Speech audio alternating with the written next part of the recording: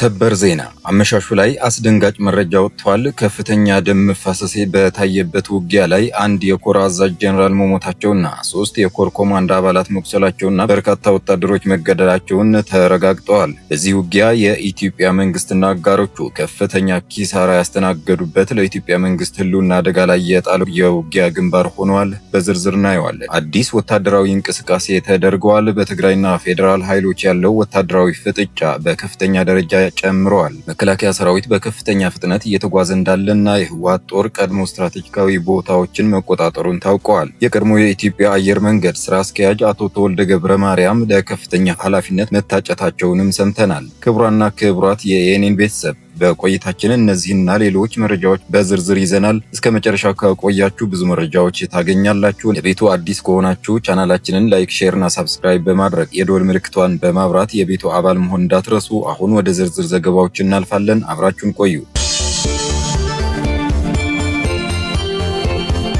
አዲስ ወታደራዊ እንቅስቃሴ ተደርገዋል። በትግራይና ፌዴራል ኃይሎች ያለው ወታደራዊ ፍጥጫ በከፍተኛ ደረጃ ጨምረዋል። የፌዴራል መንግስት መከላከያ ሰራዊት ወደ ትግራይ እየተጠጋ እንደሆነም ተረጋግጠዋል። መከላከያ ሰራዊት በምዕራብ በኩል ወደ ምስራቅ ትግራይ በከፍተኛ ፍጥነት እየተጓዘ እንዳለና ብዛት ያለው ጦር እየተመመ እንዳለ በህወሓት ከፍተኛ አመራሮች እየተገለጸ ይገኛል። ይህንን ተከትሎም የህወሓት ጦር ቀድሞ ስትራቴጂካዊ ቦታዎችን እየያዘ እንደሆነ ነው የተገለጸው። ይህ ለአዲሱና አውዳሚ ጦርነት የሚደረገው ሩጫ ከዚህ ቀደም በህወሓት የተነሱ ክሶችን ተከትሎ ፌዴራል መንግስት ህወሓት ሱዳንና ሻዕቢያ ጥምረት ፈጥረው ሊወጉኝ ነው ማለቱ ተከትሎ ነው። አሁን ሁለቱም ወሳኝ ግንባሮች ቆቦና አበርገለ የኢትዮጵያ መከላከያ ሰራዊትና የህወሓት ሰራዊት ፊት ለፊት ተገናኝተው ተፋጠዋል ተብለዋል። የቆቦ ግንባር በሰሜን ወሎ አንደኛው የኢትዮጵያ ሰራዊት ተመራጭ ግንባር እንደሆነም ተነግረዋል። ይህ ግንባር ከአፋር ግንባር ጋር በመናበብ ወደ የሰሜኑ የፖለቲካ ማዕከል የሆነችው መቀሌ ለመግባት ቀላሉና ብዙ ችግር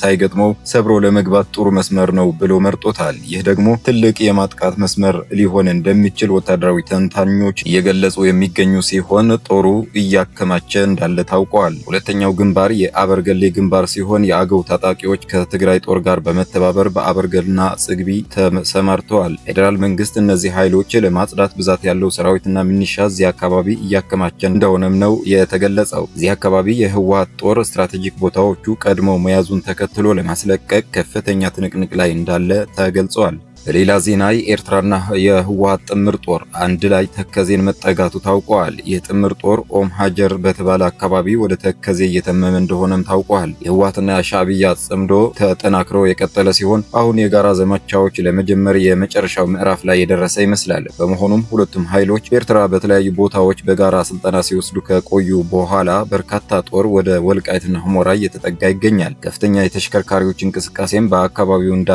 ተሰምተዋል። ይህ ኃይል ወልቃይት ሁመራ መከላከያ ሰራዊትንና የተከዜ ዘብ የተባለውን በወልቃይትና አካባቢው የሚንቀሳቀሰውን የደመቀ ዘውዱ ታጣቂ ኃይልን በከበባ አስገብቶ ለመምታት የታለመ ሲሆን ይህ ኃይል መጥቶ ከአካባቢው በማስለቀቅ በሱዳን ከሚገኘው የህወሓቱ አርሚ 7ና አርሚ 13 በመገናኘት ህወሓት በሱዳን በኩል የሚያገኘውን ድጋፍ በቀጥታ ለማግኘት ነው ተብለዋል። በሌላ በኩል ደግሞ የአማራ ፋኖ ኃላፊው ዘመነ ካሴ በዚህ ሰዓት ቋሚ ጠላትና ቋሚ ወዳጅ የለም፣ ቋሚ ጠላት ብልጽግና ብቻ ነው፣ የአማራ ፋኖን ለማጥፋት ህወሓት በፌዴራል መንግስቱ የቀረበለትን ጥሪ ባለመቀበሉ እዚህ ደርሰናል፣ ከዚህ በኋላ ከህወሓት ጋር አብረን እንሰራለን በማለት ከዚህ በፊት በሚስጥር ሲሰሩት የነበረውን ግንኙነት ይፋ አድርገውታል። በሱዳን በኩል ቤንሻንጉል ጉሙዝ በሚያዋስነው ኩምሩክ ከተማን ለመቆጣጠር በተደረገው ከፍተኛ እልቂት የታየበት ውጊያ የህወሓት ጦር አዛዥ የሆኑት ጄኔራል እንደሞቱበት ታውቋል። ይህ ጄኔራል በውጊያው የተሳተፈው አርሚ 7 ኮር 1 ሲመሩ የነበሩ ወዲ ሰብአ የተባሉ ጄኔራል መሞታቸውና 3 የኮር ኮማንድ አባላት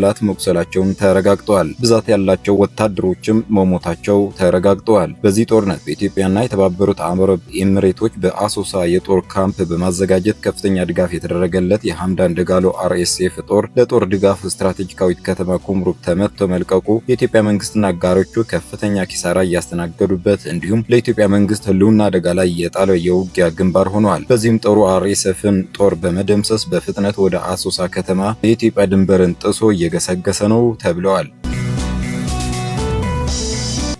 አቶ ተወልደ ገብረ ማርያም በፓኪስታን አየር መንገድ ሊሾሙ ነው። የፓኪስታን ብሔራዊ አየር መንገድ የቀድሞውን የኢትዮጵያ አየር መንገድ ዋና ስራ አስፈጻሚ አቶ ተወልደ ገብረ ማርያምን አዲሱ መሪው አድርጎ ለመሾም ማጨቱን ብሉምበርግ ዋቢ በማድረግ ቢዝነስ ሪከርደር ዘገበ። በቅርቡ 75 በመቶ ድርሻው አሪፍ ሀቢብ በተባለ የግል ጥምረት የተሸጠውና ወደ ግል የተዛወረው የፓኪስታን አየር መንገድ ከተደቀነበት ከፍተኛ የኪሳራ አዙሪት ውስጥ ወጥቶ እንዲያንሰራራ ለማድረግ አቶ ተወልደ ገብረ ማርያምን ዋና ስራ አስፈጻሚነት ለመቅጠር አጭተዋል። አቶ ተወልደ ገብረ ማርያም የኢትዮጵያ አየር መንገድ በነበሩበት ወቅት በአፍሪካ ግዙፍ አየር መንገድ ማድረጋቸውና አዲስ አበባን ዓለም አቀፍ የትራንዚት ማዕከል ማድረግ መቻላቸውን ለተመራጭነታቸው ዋነኛ ምክንያት ሆነዋል። የአየር መንገዱ ማኔጅመንት ይፋዊ ማስታወቂያውን በቅርቡ ለመስጠት ቢፈልግም መንገደኛ ህጋዊ የሆኑ የቅጥር ሂደቶች ግን ገና እየተከናወኑ መሆናቸውን ዘገባው አመልክተዋል።